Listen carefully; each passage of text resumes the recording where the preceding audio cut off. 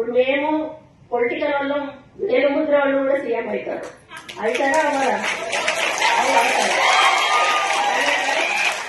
వాళ్ళు ఒక IAS officer కావాలంటే వాళ్ళు ఎంత శ్రమ పడితే గాని ఆ స్టేజ్కి వస్తారు. వాళ్ళు మా ముందు నిల్చొని నేను చెప్పింది వాళ్ళు వినాలి. అంటే రాజ్యాంగం రాసింది, అది మనం ఏం చెయ్యలేము. దీన్ని విమర్శగా తీసుకోవద్దు దయచేసి. దీన్ని ఎక్స్పోజ్ కూడా చేయొద్దు. నా మనసులో ఉన్న అభిప్రాయాన్ని నేను చెప్తా ఉన్నాను. మాకు చదువు రాదు, మాకు సబ్జెక్ట్ తెలియదు, ఇష్టం ఉన్నట్టుగా వాళ్ళు ఏదైనా చేస్తే ఇష్టం ఉన్నట్టుగా తిట్టేస్తాం, మీరు ఏ పని చేయలేదు. దానికి రూల్ ఒప్పుకోకపోవచ్చు, దానివల్ల వాళ్ళు చేయకపోవచ్చు.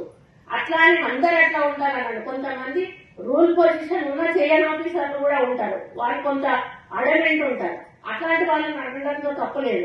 కానీ ఎవరి పని వాళ్ళు చేసుకుపోతున్న వాళ్ళను మనం అప్పుడు కూడా డిస్టర్బ్ చేయొద్దు.